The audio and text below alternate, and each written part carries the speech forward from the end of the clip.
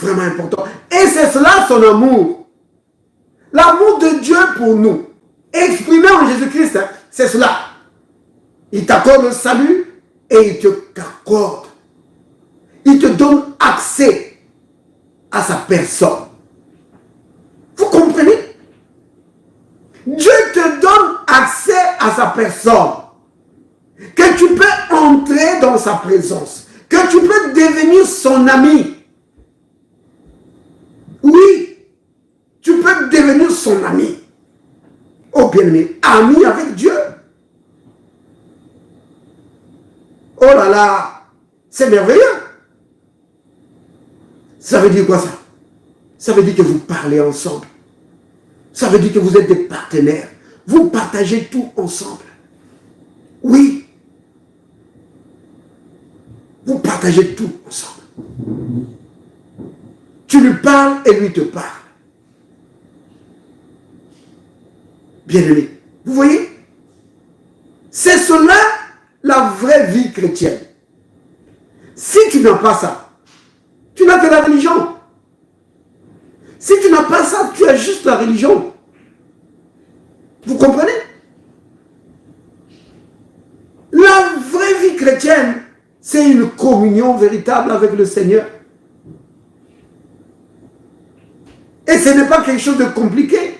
C'est accessible à tout enfant de Dieu. Accessible à tout le monde. Ce n'est pas réservé aux hommes très spirituels. Ouais. Non. C'est accessible à tout le monde. Pourquoi? Mais c'est parce que c'est à cela que tous nous avons été appelés. Si vous prenez dans 1 Corinthiens, chapitre 1, verset 9. La Bible le dit. 1 Corinthiens 1, verset 9. Je peux lire? Oui, tu peux lire. Oh, ça c'est qui? Queen Louise? Oui. Oh, Queen Louise.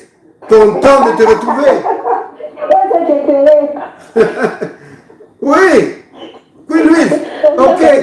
Vas-y. D'accord. Je lis la parole du Seigneur. 1 Corinthiens, chapitre 1, verset 9. Dieu est fidèle. Lui qui vous a appelés à la communion de son Fils, Jésus-Christ notre Seigneur. Amen. Amen. Alléluia. Que le Seigneur te bénisse, Queen Louise. Merci vous aussi et votre famille. Amen. Bien, mais vous avez entendu? Bonjour.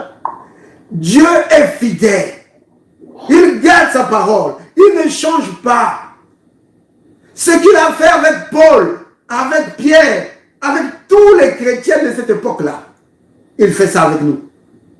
Oui. Et maintenant, il nous a appelés à quoi? À la religion? Non. Il ne nous a pas appelés à la religion. Mais c'est curieux comment l'homme est la religion. Ouais, nous sommes le groupe de ceux qui... C'est la religion. Vous comprenez? L'idée des groupes, que nous sommes le meilleur groupe, parce que personne n'explique la parole comme nous. Nous sommes le meilleur groupe. Ah oui, Dieu au ciel le sait. C'est pourquoi quand il viendra, c'est seulement nous qu'il viendra chercher. Ça, c'est la religion. Vous voyez? Et chaque religion a les mêmes prétentions. Par exemple, les baptistes pensent qu'ils seront seuls au ciel. Que le ciel c'est plein de baptistes. Et même Jésus lui-même c'est un baptiste. Oui. Les catholiques pensent la même chose. Ils pensent que Marie c'est une catholique. Jésus c'est un catholique. Vous voyez? Tout le monde pense ça. Quand vous allez dans d'autres mouvements chrétiens, comme les gens du message, eux aussi ils pensent la même chose. Que c'est seulement eux. Que le ciel là-bas, c'est seulement eux qui seront là-bas. Parce que Dieu ne viendra chercher que eux. Vous voyez? C'est la religion. C'est l'esprit religieux qui fait ça. Vous comprenez? Mais voici ce que disent les Écritures. Dieu est fidèle. Lui qui nous a appelés, pas à la religion, mais à la communion. Peu importe qui tu es, si dans ton cœur, tu aimes le Christ, sache que tu as été appelé à vivre dans la communion, c'est-à-dire dans l'amitié avec lui, c'est-à-dire partager toutes choses avec lui. Ça veut dire communiquer avec lui. Oui. Quand il a un problème, le cas de quelqu'un, devine qu'il va venir voir. Il viendra te voir toi. Il viendra mettre ça sur le bureau de ton cœur. Prie pour telle personne. Prie pour telle personne. Prie pour telle personne. Pourquoi il fait ça? Parce qu'il veut communier avec toi. Que tu partages toutes choses avec lui. Que tu sois ouvrier avec lui dans son œuvre. C'est comme ça. Vous comprenez bien, aimé? C'est vraiment important ça. Parce que c'est cela la vraie vie. La vraie vie chrétienne. Oh, l'amour de Dieu manifesté pour nous en Jésus-Christ.